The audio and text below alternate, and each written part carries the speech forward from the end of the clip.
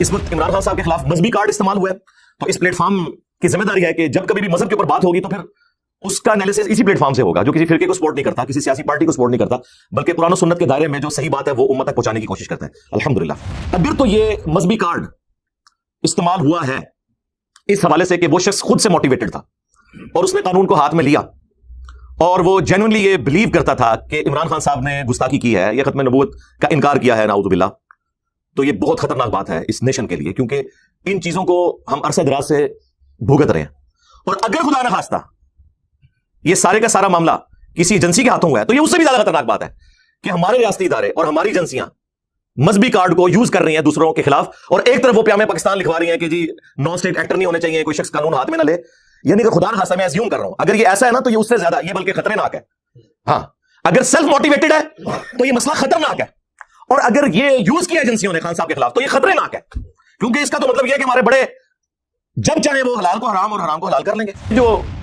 نوید ہے نا حملہ آور، اس کی جو یعنی گیٹ اپ تو یہی بتا رہا ہے کہ شاید اس نے کبھی جمعے کی نماز بھی نہ پڑھی ہو، گلے میں اس کے تعویذ لٹکا ہوا ہے، اور جس قسم کا اس کا حلیہ اور گفتگو کرنے کا سٹائل ہے،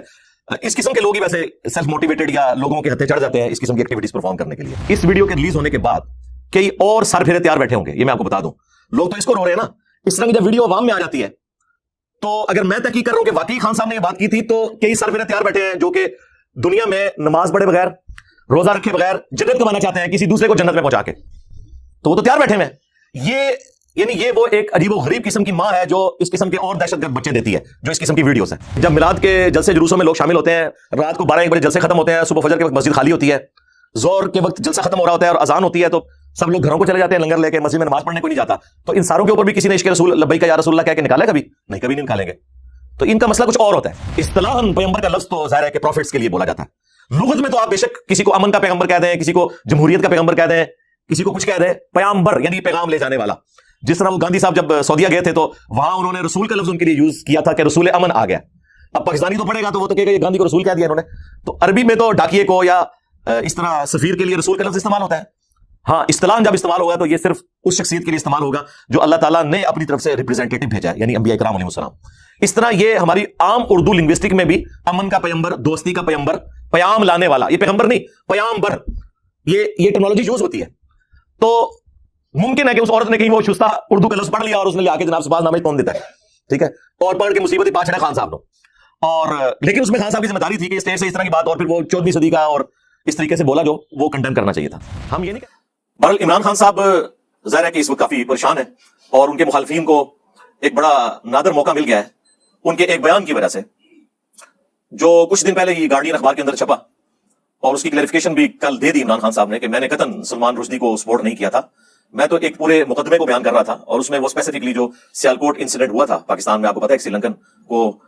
کتنے برے انداز سے قتل کیا گیا، اس کی وجہ سے پوری دنیا کے اندر مسلمانوں کی خصوصاً پاکستان کی تو بدنامی ہوئی۔ اس وقت چونکہ پرائم منسٹر تھے عمران خان صاحب، وہ کہہ رہے میں تو پوری دنیا سے جو حکمران ہیں مختلف ملکوں کے ان کی فون کالز ریسیو کر رہا تھا کہ یہ آپ کے ملک کے اندر کیا ہو رہا ہے۔ تو اس کانٹیکسٹ میں وہ بات کر رہے تھے کہ اسلام میں سزائیں ایکسٹرا جوڈیشل طریقے سے ماورائے عدالت نہیں دی جا سکتی، کیس بنا کے ایک پورا طریقہ ہے جس کے تحت سزا دی جائے،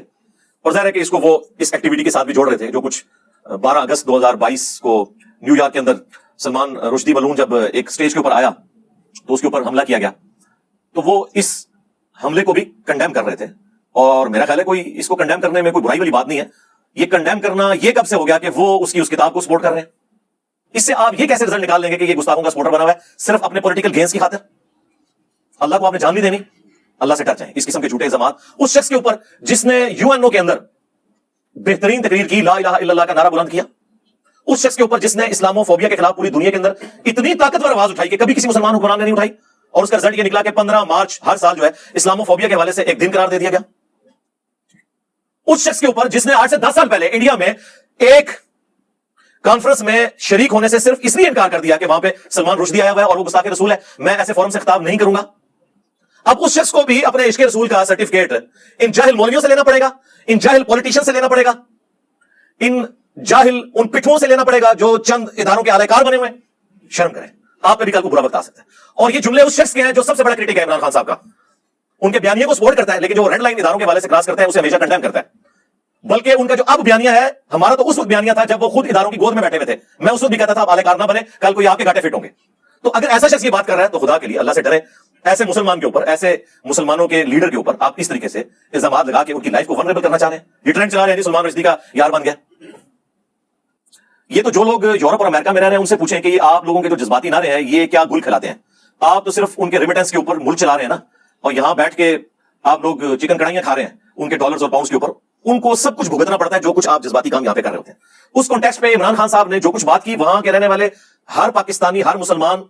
کا یہی نظریہ ہوگا کہ یار اس میں تو کوئی شک نہیں ہے کہ اسلام میں فساد فی الارض کی سزا قتل ہے, سورۃ المائدہ کے اندر آیت نمبر 33 میں. لیکن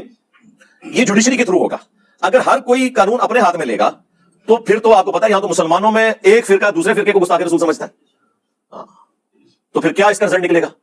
اگر ہر کوئی یہ خود ڈیسائیڈ کرنا شروع کر دے گا؟ تو یہ جوڈیشری کا کام ہے. اللہ تیرا شکر کہ تو نے ایک جھوٹے منافق اور گستاخ حکمران سے نجات عطا کی. وہ شخص جس نے نبی کو پاگل کہا, معاذ اللہ. وہ شخص جس نے نبی کے لیے ذلیل کا لفظ کہا, جس نے حضرت عیسیٰ کی گستاخی کی, جس نے صحابہ کی گستاخی کی, جس نے نبی کے عاشقوں پر شیل چلوائے, جس نے نبی کے عاشقوں کے سینے چھلنی کروائے, وہ خود ذلیل ہو کر چلا گیا. اس نے ختم نبوت پر کتنے حملے کیے, اس کے زمانے میں کیا کچھ ہوا. اس کی گردن پر ان تمام لوگوں کا خون ہے جو لبیک یا رسول اللہ کے نعرے لگا رہے تھے اور اس نے ان پر شیل چلوائے تھے, ان پہ گولیاں چلوائی تھی, ان سب کا خون اس کی گردن پر تھا. کہ ایک شخص اب پاور میں نہیں رہا, پرائم منسٹرشپ سے فارغ ہو گیا, اب ظاہر بنسبت اس کے وہ اب کمزور پوزیشن کے اوپر ہے. اب آپ نے یہ کمزوری دیکھتے ہوئے اس کے اوپر اٹیک کر دیا اور اس کے اوپر وہی پرانی باتیں, کبھی گستاخ رسول کا فتویٰ, کبھی گستاخ صحابہ کا فتویٰ, کبھی جو ہے وہ توہین مذہب کا فتویٰ.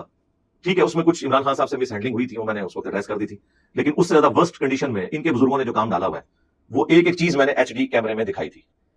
اس کا جواب نہیں آیا کسی کی طرف سے سوائے گالی گلوچ کے.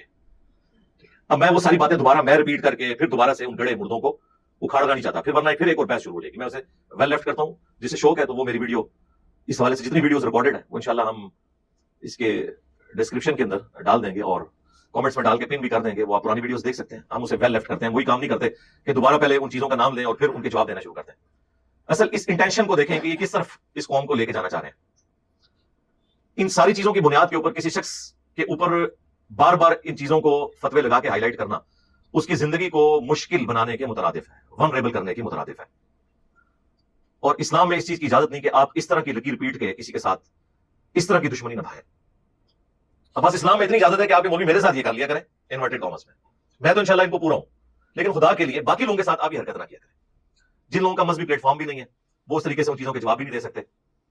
اب یہ جس طرح ابھار رہے ہیں نا, یہ وہی حرکتیں ہیں جب کچھ عرصہ پہلے اس طریقے سے چیزوں کو ابھارا گیا. اور آپ کو پتا ہے ہمارے فارمر جو انٹیریئر منسٹر تھے حسن اقبال صاحب, ان کے اوپر ایک بندے نے گولی چلا دی. میں یقین سے کہتا ہوں اس بندے سے نماز بھی سنی جاتی ہے, اس کو نماز بھی نہیں آتی ہوگی, لیکن یہ لوگ اپنے خود ساختہ عشق کی بنیاد پہ کسی کے ساتھ کوئی بھی ایکٹیویٹی پرفارم کرنے کے لیے تیار ہو جاتے ہیں. ابھی بھی یہ ہو جانا ہے کسی جلسے جلوس میں کوئی بندہ کھڑا ہو جائے گا اور وہ اپنی جنت پکی کرنے کی کوشش کرے گا. یہ اسی طرف لے کے جا رہے ہیں نا, ورنہ اس موقع کے اوپر اس طرح کی باتوں کو دوبارہ سے ہائی لائٹ کرنا یہ ایک ظلم کے اوپر مبنی ایٹیچیوڈ ہے. تو ہم اس کی مذمت کرتے ہیں عمران خان صاحب کے سامنے بیٹھ کے کہ عمران خان صاحب کے اوپر زداری وطن کا مقدمہ نہیں چلنا چاہیے. آئین توڑنا اور چیز ہے, آئین کی خلاف ورزی کرنا اور چیز ہے. آئین توڑا تھا پرویز مشرف نے, عمران خان صاحب نے آئین نہیں توڑا, خلاف آئین کچھ ایکٹیویٹیز کی ہیں, اس کی جو سزا ہے وہ غداری کا مقدمہ نہیں چلنا چاہیے.